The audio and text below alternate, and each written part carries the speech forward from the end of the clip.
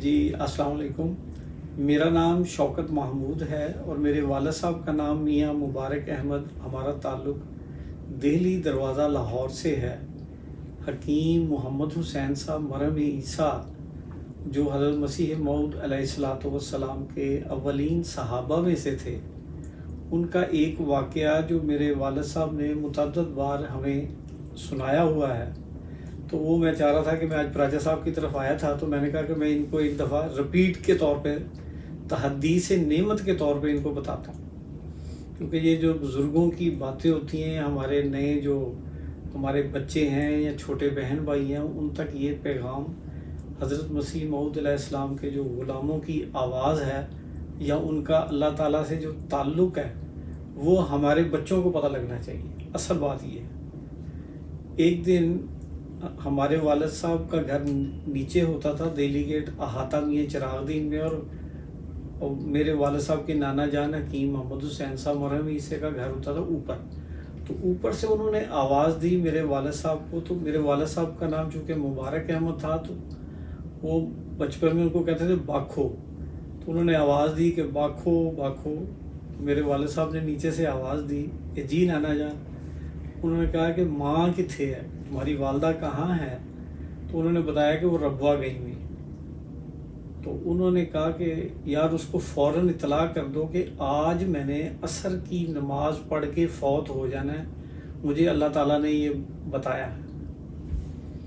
تو کہہ کے تو وہ پیچھے ہٹ گئے، تو والد صاحب نیچے اپنے بڑے بھائی مظفر احمد صاحب سے بات کرنے لگے کہ اب چونکہ نانا جان نے کہا ہے تو والدہ کو کیسے اطلاع کریں۔ اس وقت نہ کوئی موبائل کا اور عام ٹیلی فون کا زمانہ بھی نہیں ہوتا تھا، شاید ہو سکتا ہے کہ پورے ربوہ میں ایک یا دو ٹیلی فون ہوں، اس زمانے کی بات ہے، اور بس بھی ایک یا دو بسیں جاتی تھی لاہور سے، سرگودا جو وایا ربوہ سے ہو کے جاتی تھی۔ تو انہوں نے خط لکھا، دونوں بھائیوں نے لکھ کے لیٹر باکس میں ڈال آئے کہ نانا جان نے یہ کہا، تحریر لکھی کہ نانا جان نے کہا کہ آج میں نے عصر پڑھ کے تو فوت ہو جانا ہے، مجھے اللہ تعالیٰ نے کہا تو آپ جلدی سے آ جائیں۔ تو وہ ظہر کی نماز سے تھوڑی دیر پہلے انہوں نے پھر اوپر سے آواز دے کے پوچھی میرے والد صاحب سے، یار باکھو ماں نو اطلاع کر دیتی ہے، یعنی کہ اپنی ماں کو تم نے بتا دیا کہ میں نے آج عصر پڑھ کے مر جانا ہے؟ تو انہوں نے کہا کہ جی نانا جی ہم نے خط لکھ دیا ہے۔ تو وہ بڑے ناراضگی کا اظہار کیا کہ ٹائم تو اتنا کم ہے، اچھا چلو میں ان کو خود ہی بلا لوں گا۔ تو اتنے میں ظہر کا ٹائم ہو گیا، وہ ظہر کی نماز پڑھنے مسجد دہلی گیٹ میں چلے گئے، بالکل ہمارے واکنگ ڈسٹنس پہ ہی ہے۔ تو نماز پڑھ کے انہوں نے اس وقت کے مربی صاحب سے کہا کہ مربی صاحب میں نے آج عصر کی نماز پڑھ کے فوت ہو جانا ہے، تو اگر مجھ سے کوئی غلطی یا کوئی ایسی بات جو آپ کے دل کو ناگوار گزری ہو تو مجھے معافی دے دیں۔ اور وہ جو مسجد میں دوست بیٹھے ہوئے تھے ان سے بھی کہا۔ پھر وہ واپس چلتے گلی کی ایک کارنر، مسجد کی گلی کے کارنر پہ ایک بٹ صاحب ہوتے تھے دودھ دہی والے، ان کو بھی یہ بتایا کہ اس طرح آج میں نے فوت ہو جانا ہے، تو وہ غلطی ہے تو معافی دے دیں۔ اس طرح بازار میں کہتے کہتے تو گھر آ گئے، سب بازار والوں کو بتایا کہ آج میں نے نماز عصر کے بعد فوت ہو جانا ہے۔ گھر میں آ کے انہوں نے مختلف بچوں کو ان سے کہا فلاں کو بلاؤ، فلاں کو بلاؤ، جو بھی ملتا تھا اسے کہتے اب تم جاؤ، یہاں نہیں ٹھہرنا۔ تو اتنے میں جب پھر نماز عصر کا ٹائم ہوا تو دوبارہ مسجد میں خود گئے ہیں، نہ بیمار ہیں نہ کچھ ہے، بالکل صحت مند اور فٹ تھے، چونکہ خود بڑے ماشاءاللہ مشہور و معروف حکیم تھے۔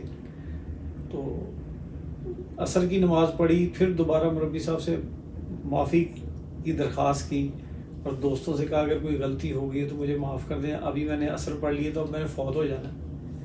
وہ کرتے کرتے پھر گھر گئے، تو گھر جا کے اپنے وائف سے کہا کہ یہاں پر ایک چارپائی بچھاؤ اور اس پہ ایک گدا بچھاؤ میرے لیے۔ تو انہوں نے ایک جو روزانہ روٹین میں وہ گدا رضائی گدا وغیرہ تھا وہ بچھایا، تو انہوں نے اٹھا کے اس کو پھینک دیا اور کہا کہ نیا گدا بچھاؤ، نئی چادر بچھاؤ، چونکہ مردے کو گدے پہ پرانے یا ریگولر پہ نہیں ڈالتے۔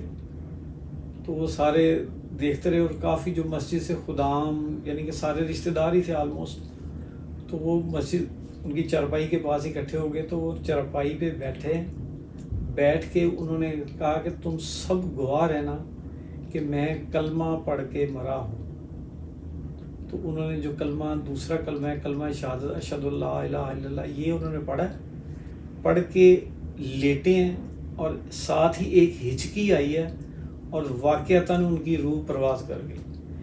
یہ وہ بات ہے جو اللہ تعالیٰ کے ساتھ واقعتاً تعلق باللہ اس کو کہتے ہیں کہ اس خاص محبت اور اس تعلق کو انہوں نے اتنا پرفیکٹ خدا نے جیسے بتایا انہوں نے ویسے کیا اور ان کی روح پرواز کر گئی. اور سارے جو لوگ اور جو محلے دار اور مربی صاحب اور جو حلقہ احباب اولاد سب دیکھتے رہ گئے کہ یہ کیا ہوا اور وہ اس دنیا سے رخصت ہو گئے. یہ خاص طور پہ میں رپیٹ اس لیے آپ سے کیا ہے کہ ہمارے جو اولاد ہے جو ہمارے بچے ہیں یا ہمارے چھوٹے بہن بھائی یا وہ احمدی احباب جن کو ہم حضرت مسیح موعود علیہ السلام کے ساتھ جوڑتے ہیں تو یہ ان کا واقعہ تو یہ میں نے آپ کو تحدیث نعمت کے طور پہ سنایا. جزاک اللہ. بہت شکریہ شوکت بھائی.